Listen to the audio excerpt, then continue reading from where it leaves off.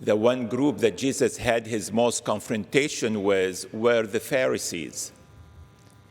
And the reason that the Gospels highlight the Pharisees, although the Pharisees were not involved in Jesus' trial at the end and his condemnation to die on the cross, is that because in many of the new Christian churches that they were forming, a new group of Pharisees began to emerge, Christian Pharisees. Those group of Christians who were focused only on the outside, outside following of the faith, outside living of the faith.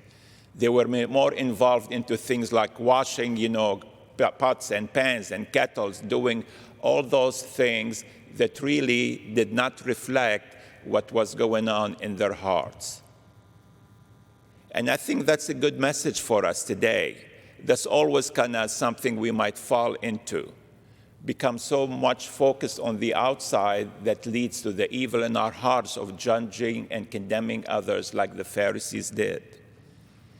Jesus reminds us today that the things on the outside are as important as things on the inside.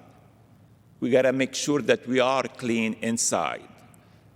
And the way he suggests for us to get clean is by giving alms. And that might sound, well, what's giving alms have to do with kind of being spiritually clean on the inside? The connection is what we heard in yesterday's gospel. Jesus calls us to radical dependence on God, a radical trust in God. And when we have that radical trust, then it's easy for us to let go of things of this world. We don't hang into money, we don't hang into power, we don't hang into our education, whatever it is that we think this is going to give us security. Our security is only in God. And the more we trust God, the more generous we become in letting go of all those blessings that God has given us. And that's why giving alms is not just about writing a check. It's not about volunteering in a homeless soup kitchen.